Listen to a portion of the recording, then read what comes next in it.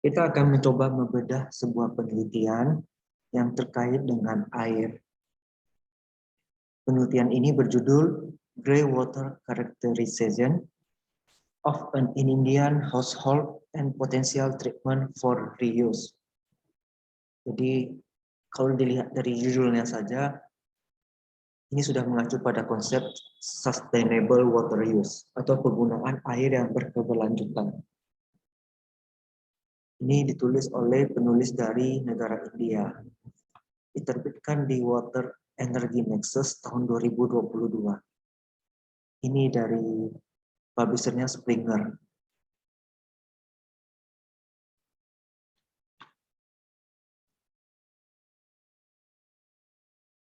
Oh, dari Elsevier rupanya.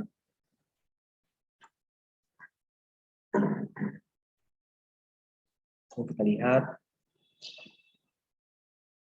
Kalau membaca jurnal yang jelas yang pertama dari abstrak ya. Inadequate water supply recall the environmental values of recovery and reuse of limited resources. Intinya di sini kita butuh air bersih, tapi jumlah air bersih terbatas. Peluang untuk memanfaatkan air itu berasal dari grey water. Kalau dari water footprint itu ada terbagi menjadi 3. Yang pertama blue water. Blue water ini berarti air yang kita pakai untuk minum, untuk kita mandi, dan untuk keperluan rumah tangga lainnya. Yang kedua disebut green water, ini yang dipakai untuk menyiram tanaman.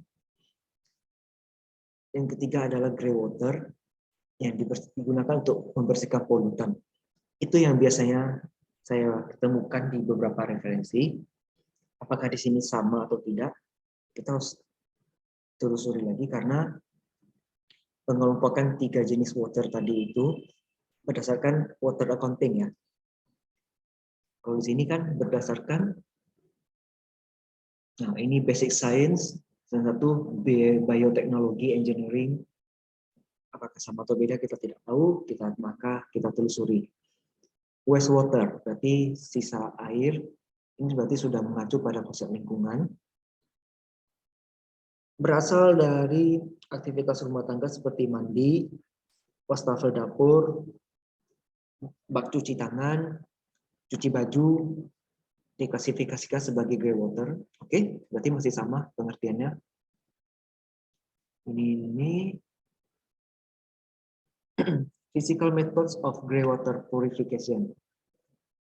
Nah, berarti di sini menjelaskan tentang bagaimana memurnikan kembali air grey water ini supaya bisa digunakan kembali.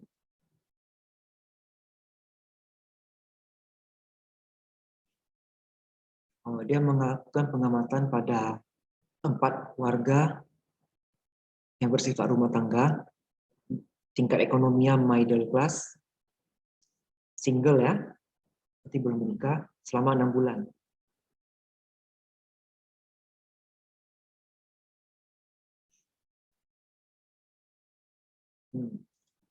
It was found to have a chemical oxygen demand removal efficiency of 85.98%.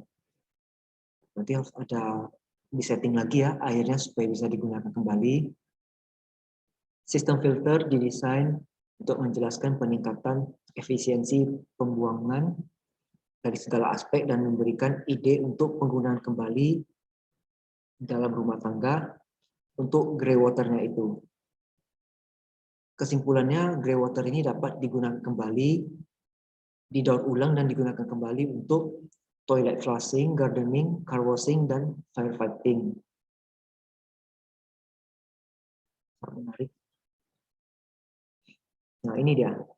Water is needed to ensure food security, feed livestock, industrial production, and conserve biodiversity and the environment. Kalau melihat yang ini berarti mengacu pada blue water dan green water.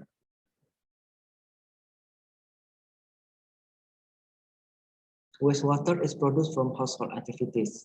Ya, seperti biasa, kita di rumah ngapain, itulah menjadi grey water ya.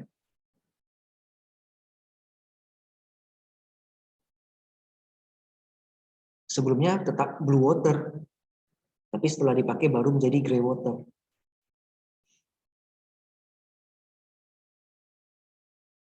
Gray water generated from the bedroom consists of many shampoos, soaps, body care products, etc. Termasuk pasta gigi ya. Kalau yang ini pasta gigi, sabun cuci piring, deterjen.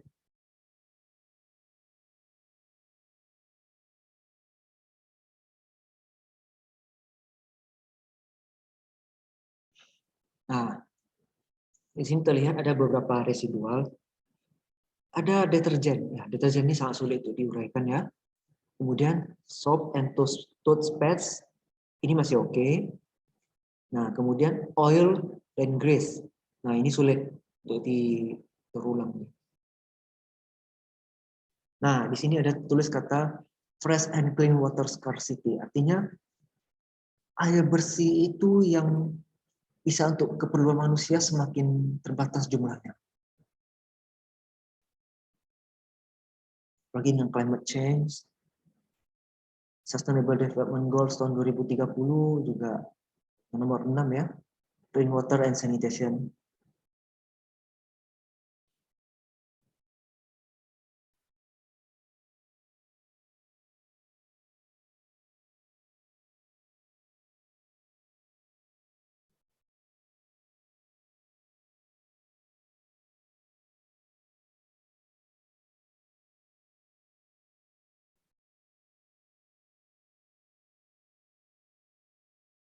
Lihat ini masih pengantar. Oke, ini sudah di material and methods.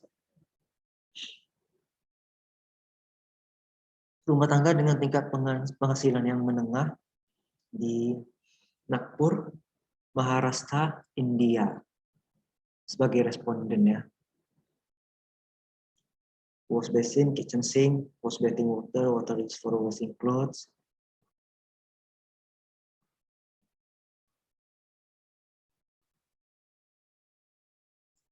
Penelitian ini sangat menarik.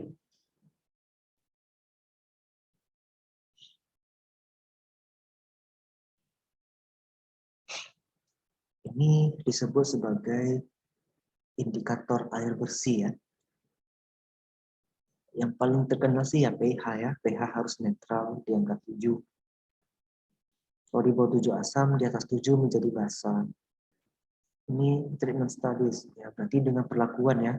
Ini mirip dengan experimental studies.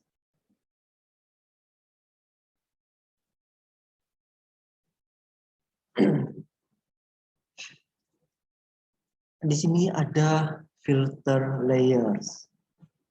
Nah, ini dibaca aja. Jadi setiap masing-masing benda ini ada ini. Tingginya harus sekian. Kita lihat sedikit. Ini tinggal dibaca. Instalasi filter. Nah, ini yang penting ini. Kita lihat gambar. Pasir, kulit pisang, serbuk kayu, sabuk kelapa. Ini bebatuan ya.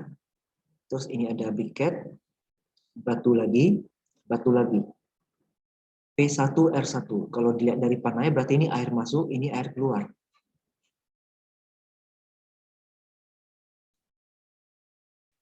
Oke. Ini barang-barangnya sangat mudah untuk didapatkan. Kita bisa temukan fine sand, ya, pasir biasa, kulit pisang, bisa kita beli pisang. Ini juga salah satu disebut sebagai waste treatment ya. Kita beli pisang, kita makan daging buah pisangnya, kulit pisangnya dijadikan sebagai filter. Ini kalau di akuntansi disebut sebagai waste accounting. Induk ilmunya tetap di green accounting ya, artinya pemanfaatan limbah. Ini juga bisa untuk mengurangi eksternalitas negatif. Jadi yang awalnya negatif malah menjadi eksternalitas positif dan bermanfaat.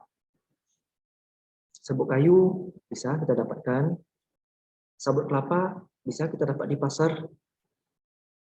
Tapi di sini tidak dijelaskan ya sabut kelapanya apa. Tapi saya rasa ini adalah sabut kelapa yang biasanya untuk dijadikan air santannya kelapa tua, itu bisa kita ambil secara gratis di pasar, soalnya itu seringnya dibuang ya. Tapi ada juga para pemungut arang itu mengambilnya untuk dijadikan sebagai arang dari sabut kelapa atau dari kayu. Nah, itu juga salah satu treatment dari waste accounting.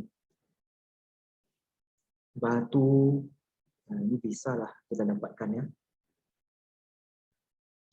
Nah, ini kalau ini disebut sebagai water footprint ya. Source of grey water. Ya, sebenarnya harusnya di sini ada satu lagi kolom peta di sini ya, dibikin blue water. Blue water baru disalurkan ke kitchen sink, wash basin, laundry, dan bedroom. Di sini setelah dipakai tentu akan dibuang. Setelah dibuang kita lihat panahnya, dia akan masuk ke grey water inlet. Nah, ini yang tadi filter yang ini. Sederhananya seperti ini. Ini adalah sistem filtrasinya. Kemudian treated grey water kita alirkan menjadi untuk tujuan kebun, misalnya kalau di rumah ada menanam tanaman, imitation fountains, car washing, fire fighting, toilet flushing, green ambulance, construction of roads and buildings.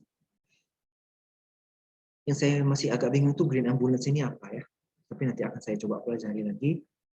Kalau yang lainnya, ya paling tidak toilet flushing bisa menggunakan air daur ulang ya, daripada menggunakan air bersih, sangat sayang. Fire fighting juga, ngapain pemadam kebakaran pakai air yang bisa untuk diminum? Rugi ya, mending pakai air sisa aja. Air maksudnya bukan air sisa kali, tapi air yang berupa daur ulang. Cuci mobil, ya asalkan tingkat pH-nya tidak terlalu rendah, bisa. Karena kalau tingkat pH-nya terlalu rendah, malah bisa merusak bodi mobilnya. Gardening purpose juga pH-nya harus normal ya, tidak boleh terlalu asam atau terlalu basah. Tidak bagus untuk tanaman. Tapi kalau kita melihat pembahasan yang tadi, kita ada banyak membahas tentang pH ya. Nanti harusnya memang sudah di setting bahwa filter ini bisa mengatur kembali tingkat keasaman dari airnya. Tentunya dengan memperhatikan ketentuan yang ini.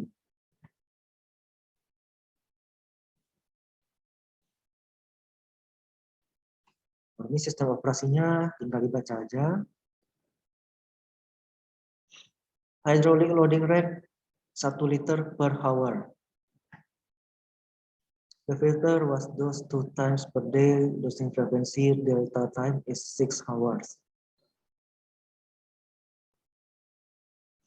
Nah, berarti setelah pemasangan filter, dia akan baru efektif setelah, dia akan lebih efisien setelah 80 hari pemasangan.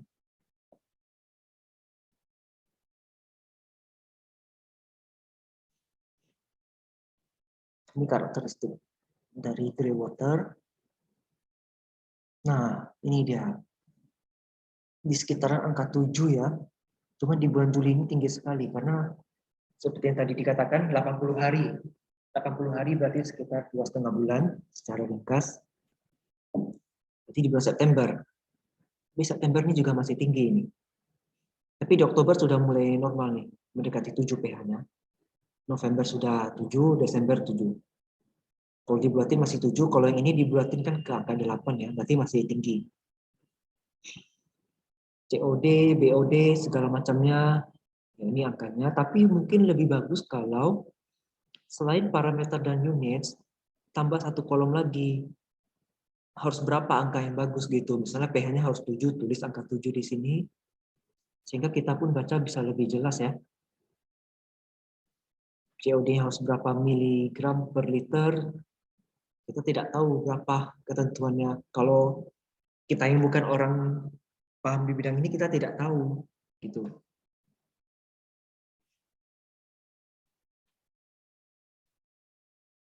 Performance and efficiency of treatment system.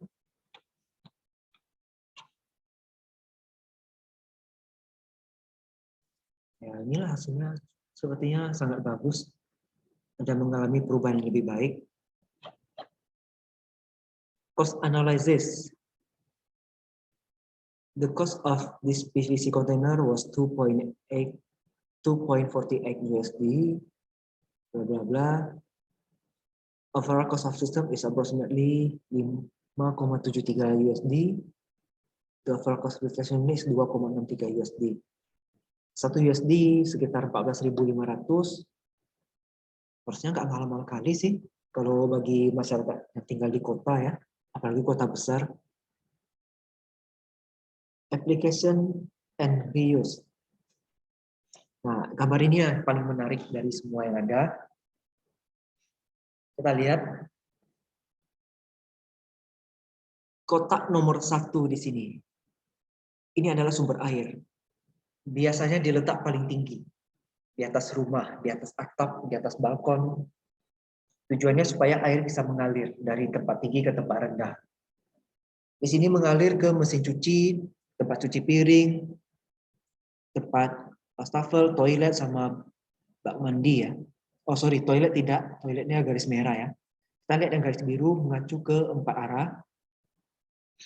Dari sini setelah dipakai tentu ada pembuangan. Pembuangannya adalah garis yang berwarna apa ini ya? Ungu atau magenta, mungkin ungu ya. Mengalir ke kotak nomor 2. Secara umum biasanya akan mengalir ke septic tank. Nah, saya tidak tahu di sini apakah di septic tanknya ada dipisah atau tidak. Yang jelas kotak nomor 2 ini adalah kotak untuk daur ulang air. Kemudian setelah mengalami beberapa proses dialirkan ke kotak nomor 3. Ya, kalau kita bicara soal septic tank itu biasanya memang memiliki 2 atau 3 bak di dalamnya. Tujuannya memang untuk filterisasi kotoran yang di dalam air ya. Baru itu dibuang ke selokan atau parit. Nah, apakah ini sama atau tidak? Tapi harusnya sama. Dari bak nomor 2 dipindahkan ke bak nomor 3, menjalani berbagai rangkaian proses, baru dipindahkan ke bak nomor 4. Nah, jadi dari nomor 1 yang blue water ini, setelah dipakai kan menjadi grey water. Grey water ini berakhir di bak nomor 4, dan dia akan dialirkan lagi ke sini, ke toilet. Ini untuk flush ketika buang air besar atau buang air kecil. Kemudian lihat lagi garis merahnya, ini bisa untuk cuci mobil sama untuk taman.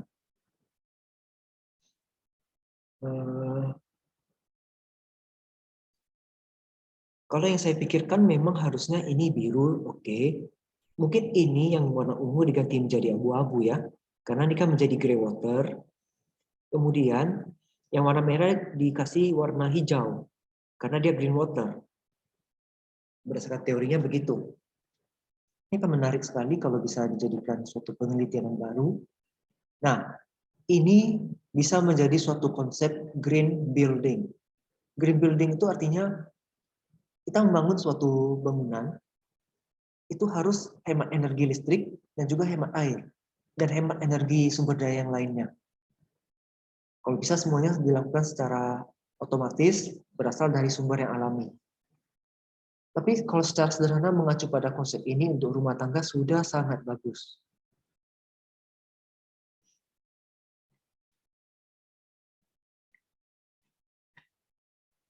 Kesimpulannya, filter ini merupakan jalan yang sangat berguna ya.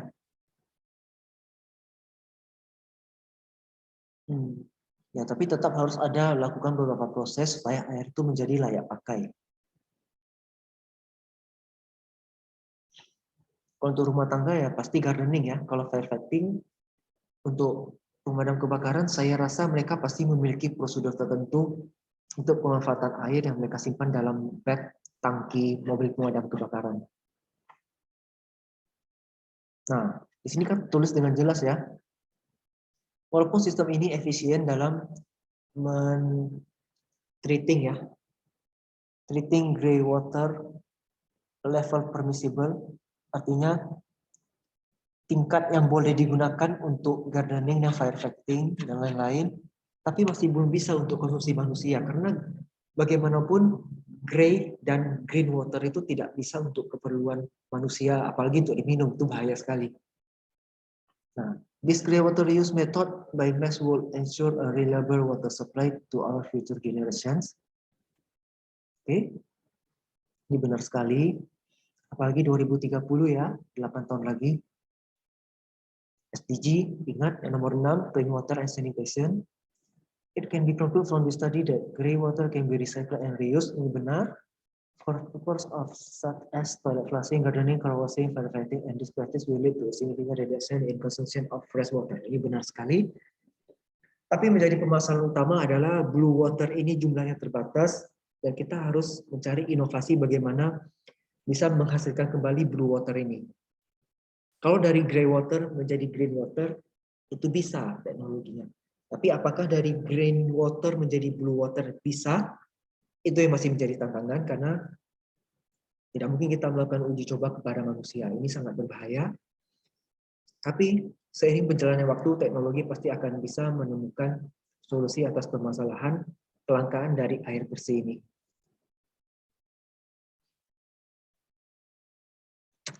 Secara keseluruhan saya sangat suka dengan artikel yang seperti ini.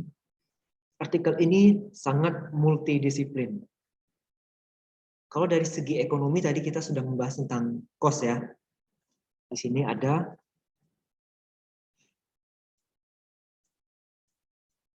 cost analysis. Ini jelas ekonomi ya, berhubungan dengan uang. Ini sistem filtrasi, ini kimia ya.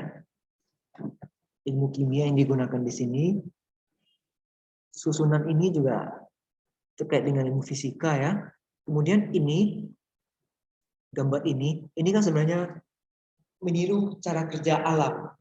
Air bawah tanah ini meniru dari konsep air bawah tanah, di mana dari air hujan turun ke bawah melalui sistem filter alam, menjadi air bersih yang kita konsumsi dan kita tarik melalui air bor atau artesis. Ini termasuk ilmu geologi di sini. Biologi juga ada. Karena kadang-kala membutuhkan bantuan bakteri ya. Jadi ini penelitiannya multidisiplin dan ini sangat bagus. Penelitian seperti ini sangat perlu didukung, terutama oleh pemerintah Indonesia. Karena di Indonesia sendiri sudah mulai ada kelangkaan air bersih. Di tahun 2030 dikatakan air bersih di Jawa sudah mulai akan habis. Kalau di Sumatera dikabarkan 2040. Nah, kalau nggak cepat ini pasti akan bermasalah. Semoga dengan pembahasan artikel ini bisa menjadi suatu referensi bagi para peneliti, terutama di bidang air, untuk bisa menghasilkan sustainable water use yang lebih baik. Sekian yang dapat saya sampaikan, semoga bermanfaat.